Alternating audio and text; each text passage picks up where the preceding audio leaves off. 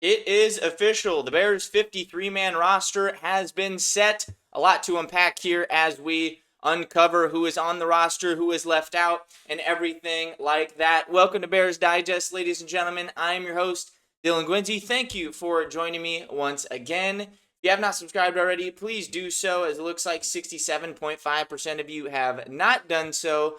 So just to stay up to date with news, rumors, updates, and things going into the regular season, please hit that button so you're staying on top of things.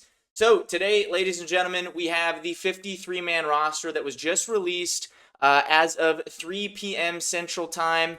Ryan Poles and co. finalized that and all of the moves, everything like that, as of about an hour ago. So we are uncovering that, unpacking that. What is to like, dislike? What are some surprises? We're going over kind of everything there is to see about this 53-man roster. So I'm going to have this pulled up here on the side. I'm going to go through every position for all of you just so we can kind of go through together. Obviously, it's a little bit too much to just throw on the screen and shove in your faces here, so I'll just kind of go through everything for us. Starting with the QBs, it looks like the decision was made to keep 3 QBs for this year on the roster. That is Caleb, Tyson Bagent, and Case Keenum. The running back room is a little bit thin here, so we'll get into this a little bit later as to what this means and what we'll likely see going forward. But running backs, they elected to keep 3 as well: DeAndre Swift, Kyle Monangai, and Roschon Johnson. It technically is 4. Travis Homer is going on IR for the first 4 weeks of the season, but there's going to be 3 on the active roster. As we get into wide receiver, we have DJ Moore, Rome Odunze, Olamide Zacchaeus, Luther Burden III, Ja'Day Walker, and Devin Duvernay. Absolutely no surprises with the first 4 there, but absolutely love to see Ja'Day Walker making the team, especially over someone like Tyler Scott. I don't want to sit here and shoot down Tyler Scott or anything like that. Any sort of notions there. I don't want to shoot somebody down that just got cut off of a team, but Ja'Day Walker came out and impressed every single day here in camp this year. He was just brought on to the squad this year as well, so very happy for Ja'Day Walker. Devin Duvernay is going to be more of a factor than people think, I believe. He did pretty well in the preseason, did well in camp. He's going to be primarily in the return game, but you are going to see him get snaps. You can liken this to somebody like DeAndre Carter last year, who was getting reps at wide receiver right away for this team. Obviously, there was a completely different staff, but you're going to see a guy like Devin Duvernay just get in there and get some reps because he is pretty electric with the ball in his hands. It's going to be limited at that, I know, but you're going to see him, so don't be surprised if you do see him there in games this season. Tight end, we have Cole Kmet, Colson Loveland, and Durham Smith, that is, sorry. So that is a little bit surprising they didn't keep 4. We'll see if they do go in and add out another one there on the roster for tight end. But obviously, no surprises there with the top 3. O-line, they elected to keep 10. Ryan Poles discussed this in length in the press conference here today. They did keep Braxton Jones, Joe Tooney, Drew Dahlman, Jonah Jackson, Darnell Wright, Ozzie Trapillo, Ryan Bates, Theo Benedette, Luke Newman, and Karan.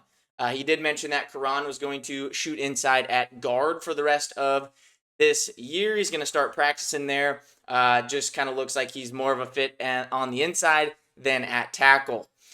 Going to the D-line, Montez Sweat, Grady Jarrett, Gervon Dexter, Dio Odengbo, Austin Booker, Andrew Billings. Thank goodness he made it. That video, we covered that yesterday. Thankfully, none of that was true, where Dan Wiederer was discussing potentially Andrew Billings being cut from this team. So thankfully, he is on the roster.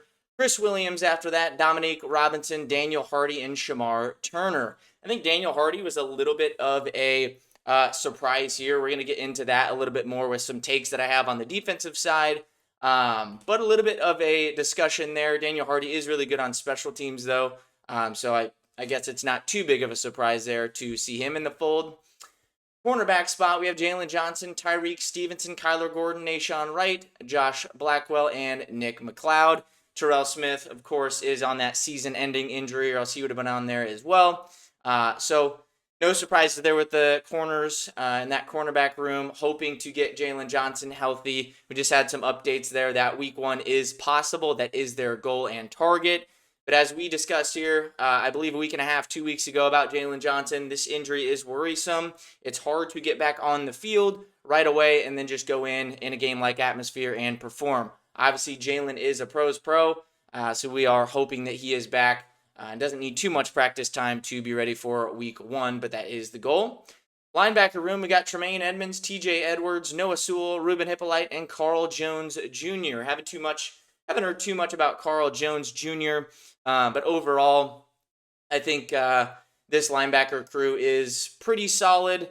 I would like to see them add there at some point, but that's not a pressing need as some of the others that we'll probably discuss here and some of the other position rooms. Safety, we have Kevin Byard, Jaquan Brisker, Elijah Hicks, and Jonathan Owens. Nothing surprising there.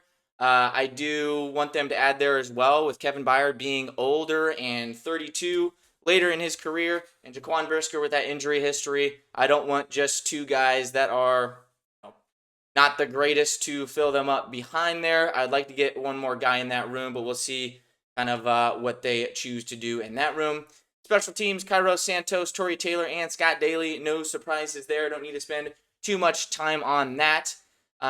So just to kind of discuss, I do have some thoughts specifically on the defensive side of the ball. At edge, Sweat, Odunze, Robinson, Booker, and a special teams nod to Daniel Hardy. Sweat and Odunze need to produce at the level of their contracts. Robinson and Booker have to create regular season impact. Austin Booker was a guy that was killing it in preseason. He killed it last year as well as a rookie. And then he kind of went down with this injury here this preseason. But we need him to produce in the regular season. Adding to this room would be paramount, in my opinion. Opposite of Montez Sweat, there really isn't anybody that's a pure pass rusher. Adding somebody like Zadarius Smith, which we might touch on in a future video, would be huge. He's a tremendous pass rusher and a pass rush specialist. So I think adding him and having Odunze just primarily be run-stopping guy, I think is going to benefit this team. But we'll see what happens there. I don't think Odunze is going to be great. That contract's not looking good. I think everybody and their grandmother knew that Odunze was not very good coming in, and that was pretty much a bad signing. But I would love to eat my words on that, so we'll see what that looks like going forward. Defensive tackle, love the strength there at defensive tackle. I don't see any problems with the defensive tackle room other than maybe just getting home to the quarterback, but I think run defense-wise, I think they should look good, or at least on paper they look pretty good, so we'll kind of see how that works. Other than that, again, I kind of just want to see somebody added to the safety room just to get some more looks there at that spot. So just kind of moving on here, we have some news on Za Frazier as well. This is Courtney Cronin, kind of just explaining what Poles had said in his presser here today at 3 p.m. Central Time. Za Frazier will miss the entire 2025 season. The personal issue he is dealing with is something the Bears discovered after he was drafted and is something that stems from before he got to Chicago. Poles said Frazier will spend time in meetings, the weight room, with the medical staff, etc. So this to me is a little bit concerning with the front office here. We don't know what the situation is. We don't know what happened. Whatever. We'll wait till that comes out.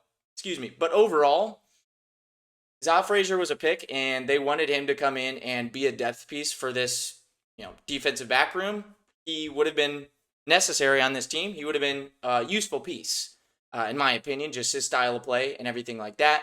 And he's been nowhere to be found, and he's out for the entire year. And if this was something that was stemming from before that they drafted him in this previous draft, I think that's a massive problem and a massive red flag to Poles and the rest of the staff. So we'll see what happens as that comes out more and what truly happened there.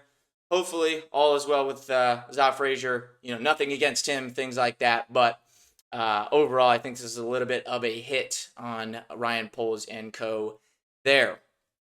Going forward from that, so after this roster has been complete, obviously there still can be more moves that do come about.